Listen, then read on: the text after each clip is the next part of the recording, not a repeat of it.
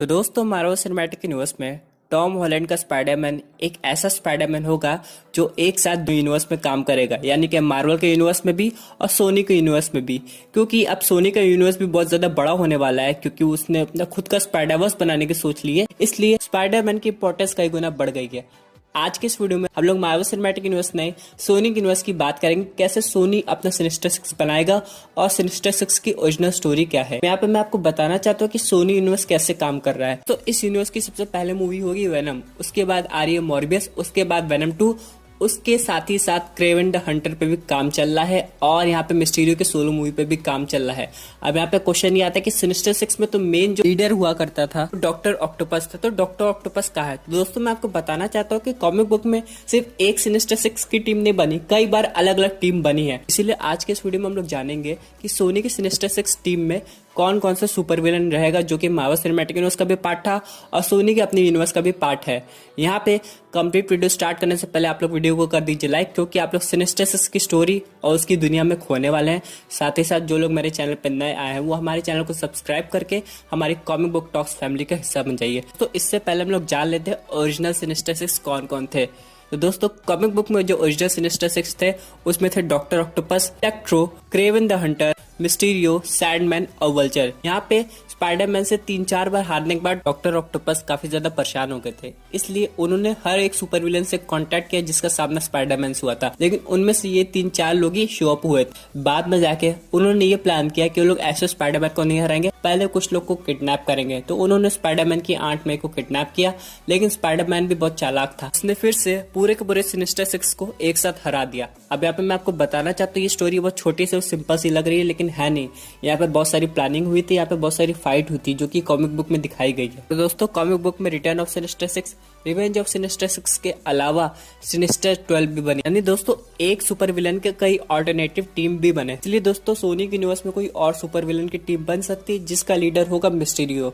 Mysterio का सबसे ज्यादा एंगर है स्पाइडरमैन के साथ। स्पाइडरमैन ने मिस्टीरियो को बहुत बुरी तरह हराया है, उसका पूरा का पूरा प्लान ही फ्लॉप कर दिया है, लेकिन अभी भी मिस्टीरियो जिंदा है और उसकी सोलो मूवी की पॉसिबिलिटी भी बन रही है। वही एक सुपर विलन होगा जो बाकी के विलन्स को रिक्रूट करेगा और समझाएगा कि कैसे स्पाइडरमैन को हराना है। दोस्तों हम लोग एक एक करके सारे विलन्स को डिस्कस करते हैं। सबसे पहले हम लोग बात कर लेते हैं यहाँ पे वेनम की। वेनम की जो मूवी आई थी उसमें एडी ब्रॉक को वेनम ने कब्जा किया था कुछ समय के लिए, लेकिन बाद में ये लोग मिलकर काम भी किए थे। अब यहाँ पे वेनम की लड़ाई हुई थी रायट से, इसका मतलब ये है कि वेनम उस मूवी में हीरो बन गया था, इसलिए हो सकता है वेनम सिनिस्टर सिक्स का पार्ट ना हो, बल्कि उसका विलन ही सिनिस्टर सिक्स का पार्ट हो। फॉर एग्जाम्पल यहाँ पे बात हो रही है कार्नेज की। अभी हाल ही में कार्नेज की फोटोज भी आए थे और ये कंफर्म हो चुका है कि कार्नेज का रोल कौन प्ले करेगा, और यहाँ पे कार्नेज की हिट हम लोग को वेनम के पोस्ट एडिट सीन में भी मिली थी। तो यहाँ पे वेनम के अलावा कार्नेज सिनिस्टर सिक्स का पार्ट हो सकता है, क्योंकि वो ऑलरेडी किसी की क्रिमिनल की बॉडी में है और उसे क्राइम करने में काफी ज्यादा अच्छा लगता है। यहाँ पे वेनम ने जितनी आसानी से राइट को हरा दिया था अपनी पार्ट 1 मूवी में, मुझे तो नहीं लगता कार्नेज को इतनी आसानी से हराया जा सकता है। हो सकता है कार्नेज का विलन फिर से जाके वापस आ जाए। अगले सुपर विलन की बात करते हैं जो कि इस सुपर विलन की टीम का पार्ट होने वाला है, वो है मॉर्बियस। मॉर्बियस को तो वैसे ट्रेलर में काफी अच्छा दिखाया गया था, लेकिन जब उस पर वैम्पायर इफेक्ट हावी हो जाता है तब बहुत ज्यादा ईविल हो जाता है। अब यहाँ पे मिस्टीरियो कैसे मॉर्बियस को अपने कंट्रोल में करेगा। यहाँ पे मिस्टीरियो मॉर्बियस को ये ऑफर दे सकता है कि अगर वो उसे स्पाइडरमैन को डिफीट करने में उसकी मदद करता है तो उसका जो क्योर है वो मिल जाएगा और जो वैम्पायर वाली आदत है वो भी चली जाएगी। बहुत से लोग ये सोच रहे हैं कि मिस्टीरियो मॉर्बियस को कैसे ठीक कर सकता है। दोस्तों मिस्टीरियो मॉर्बियस को वैसे ठीक करके जैसे उसने स्पाइडरमैन से झूठ बोला था कि वो मल्टीवर्स से आया है। असल में मिस्टीरियो बस एक तरह के इल्यूजन क्रिएट करके जिससे लगेगा कि वो मॉर्बियस को ठीक कर सकता है, लेकिन ऐसा होगा नहीं। बाद में इसी के चक्कर में मॉर्बियस उसका साथ दे सकता है। इससे मॉर्बियस को रिक्रूट करने ऑलरेडी वल्चर पहुंच गया, जैसा कि हमने ट्रेलर में देखा है, क्योंकि वल्चर बिना किसी रीजन के इसके पास आया नहीं होगा। वल्चर जानता होगा कि मॉर्बियस ऑलरेडी वैम्पायर बन गया है और यहाँ पे वल्चर ने स्कॉर्पियन से भी बात कर ली है। इसका मतलब ये है कि वल्चर भी हो सकता है सिनिस्टर सिक्स की फॉर्मेशन के लिए, लेकिन सबसे ज्यादा पोटेंशियल तो मिस्टीरियो को लग रहा है, क्योंकि मिस्टीरियो टीम बनाने में माहिर है। अब एक ही लोग बचते हैं जो कि हैं क्रेवन द हंटर, लेकिन क्रेवन द हंटर से पहले हम लोग आते हैं वल्चर की स्टोरी पे कि वल्चर क्यों आ रहा है वापस। जैसा कि हमने स्पाइडरमैन के पोस्ट क्रेडिट सीन में देखा था, जब स्कॉर्पियन ने वल्चर से पूछा था कि तुम तो जानते होगे ना वो कौन है, यानी स्कॉर्पियन स्पाइडरमैन की आइडेंटिटी जानना चाहता था, लेकिन यहाँ पे वल्चर ने साफ साफ मना कर दिया था आइडेंटिटी रिवील करने से। तो फिर वो स्पाइडरमैन के अगेंस्ट क्यों जा रहा है? हो सकता है वल्चर का कोई और प्लान भी हो। और दोस्तों रही बात स्कॉर्पियन की, तो स्कॉर्पियन ऑलरेडी स्पाइडरमैन से हार चुका है पार्ट 1 मूवी में, लेकिन तब उसके पास उसका स्पेशल सूट नहीं था। था। लेकिन अगर सिनिस्टर सिक्स में स्कॉर्पियन को लाना है तो उसको स्पेशल सूट के साथ साथ स्पेशल पावर्स भी देनी पड़ेगी, तभी वो स्पाइडरमैन पे भारी हो पाएगा। रही बात क्रेवन द हंटर की, तो क्रेवन द हंटर तभी आएगा जब आएगी स्पाइडरमैन 3, उसी में उसका इंट्रोडक्शन होगा, बाद में उसकी सोलो मूवी आएगी। जी हाँ दोस्तों, स्पाइडरमैन 3 की कंफर्मेशन है, लेकिन अभी भी क्रेवन द हंटर और मिस्टीरियो की सोलो मूवी की कंफर्मेशन नहीं हुई है। वैसे भी दोस्तों अभी अभी टॉम हॉलैंड ने बताया था कि उनकी बात मार्वल सिनेमैटिक यूनिवर्स से भी हुई है और सोनी यूनिवर्स से भी हुई है, और दोनों लोग स्पाइडरमैन 3 को लेकर काफी ज्यादा सीरियस है। इसके अलावा जो आगे के फ्यूचर प्लान्स है वो भी टॉम हॉलैंड जानते हैं, और वो फ्यूचर प्लान्स काफी ज्यादा एक्साइटिंग वाले हैं।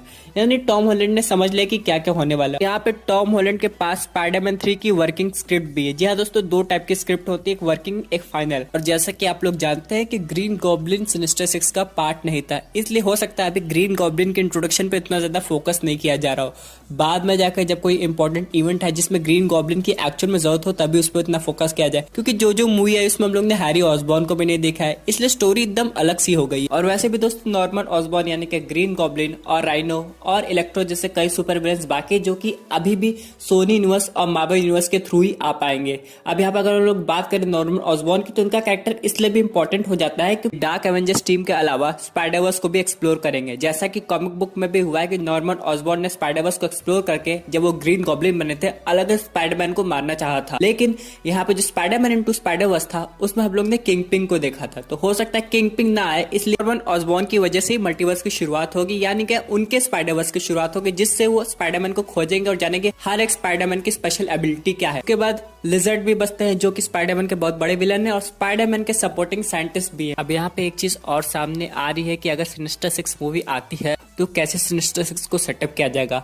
स्पाइडरमैन की मूवी में, कि इनकी सोलो फिल्म आएगी, क्योंकि अभी तक इनकी सोलो फिल्म बनाने के लिए बहुत सारा वक्त लगेगा। और वैसे भी विलेंस और एंटी विलेंस की सोलो फिल्म तो बन सकती है, लेकिन सुपर विलेन की खुद की एक टीम मूवी बनाना थोड़ा सा मुश्किल लग रहा है, इसलिए हो सकता है आने वाली मूवी जैसे मिस्टीरियो की मूवी में ही ये लोग सेटअप हो जाए। और दोस्तों क्या आप लोग जानते हैं सिनिस्टर सिक्स की लड़ाई सिर्फ स्पाइडरमैन से नहीं हुई है, बल्कि एवेंजर्स से भी हो चुकी है। यहाँ पे कॉमिक बुक में ऐसा भी हुआ कि सिनिस्टर सिक्स स्पाइडरमैन से लड़ने गया है, लेकिन एवेंजर्स ने मिलकर स्पाइडरमैन की हेल्प कर दी थी। तो इसका मतलब ये भी हो सकता है कि सोनी के यूनिवर्स की जो सिनिस्टर सिक्स बन रहे हैं वो कुछ समय के लिए मार्वल सिनेमैटिक यूनिवर्स में भी आ जाए। और वैसे भी बहुत सारे ये मार्वल सिनेमैटिक यूनिवर्स का पार्ट ऑलरेडी हो चुके हैं। तो वैसे जब से स्पाइडरमैन की आइडेंटिटी रिवील हुई है तब से सिनिस्टर सिक्स की फॉर्मेशन ऑलरेडी हो चुकी है। यहाँ पे मिस्टीरियो समझ चुका है कि स्पाइडरमैन को हराना तो अकेले काम नहीं बनेगा, इसलिए वो एक टीम जरूर बनाएगा। जैसे कि उसने अपने टेक के लिए एक सुपर टीम बनाई थी, वैसे सिनिस्टर सिक्स की सुपर विलन टीम जरूर बनानी पड़ेगी उसको, ताकि स्पाइडरमैन को हराया जा सके। अब मिस्टीरियो ये भी जानता है कि स्पाइडरमैन अकेला नहीं, और भी बहुत सारे लोग होंगे जो स्पाइडरमैन के सपोर्ट में रहेंगे, इसलिए स्पाइडरमैन को इविल बनाने के लिए मिस्टीरियो ऐसा दिखा कि मिस्टीरियो स्पाइडरमैन की वजह से मारा गया, लेकिन असलियत में तो वो जिंदा ही है। दोस्तों चलिए वीडियो एंड करते करते जानते हैं स्पाइडरमैन से रिलेटेड कुछ ऑसम फैक्ट्स।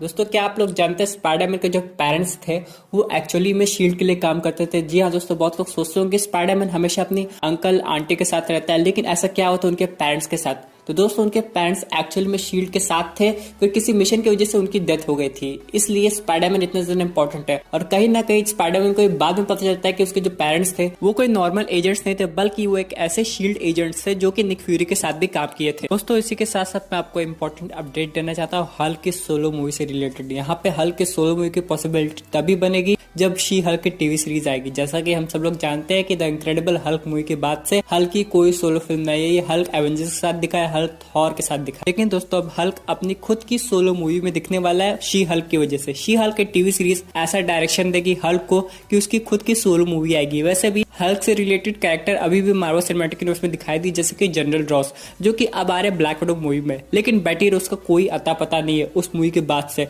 तो अब ये सारी चीजें सारे कैरेक्टर्स इस मूवी में आएंगे। हल्क से रिलेटेड कैरेक्टर जैसे कि अबोमिनेशन और लीडर अभी भी एग्जिस्ट करते हैं मार्वल सिनेमैटिक यूनिवर्स में, यानी इनकी स्टोरी आर्क अभी खत्म नहीं हुई है, इसलिए इनकी पॉसिबिलिटी बहुत ज्यादा बनती है। फॉर एग्जाम्पल मान लीजिए हल्क की कोई सोलो मूवी आती है और उसमें हम लोग हल्क के कोई नए सुपर विलन को देखते हैं, लेकिन उसमें हम लोग अबोमिनेशन को नहीं देखते, उसमें हम लोग लीडर को नहीं देखते, तो समझ में कैसे आएगा कि इन लोग का क्या हुआ, क्या इन लोग की स्टोरी आर्क ऐसे ही खत्म हो जाएगी? नहीं दोस्तों, ऐसा नहीं होगा, बल्कि ये लोग सबसे ज्यादा इंपॉर्टेंट कैरेक्टर है, इसलिए इनको आना ही पड़ेगा। वैसे भी क्या पता हल्क का बेटा सकार अभी भी उस प्लैनेट पे हो जहाँ पे हल्क 2 साल अपना बिताया है, क्योंकि हल्क का जो 2 साल बीता है थॉर रैग्नारोक में जैसे दिखाया गया कि Hulk Avengers Age of Ultron के इवेंट के बाद से सकार प्लैनेट पे चला गया था, तो उस समय उसके साथ क्या क्या वो ये सब नहीं दिखाया गया। लेकिन जब इतने समय बीत जाएगा तो हमें हल्क के बेटे सकार की झलक देखने को मिल सकती है और एक अच्छी खासी स्टोरी भी बन सकती है हल्क के मूवी के लिए। दोस्तों, आपके क्या व्यूज है बटलर टॉपिक पे?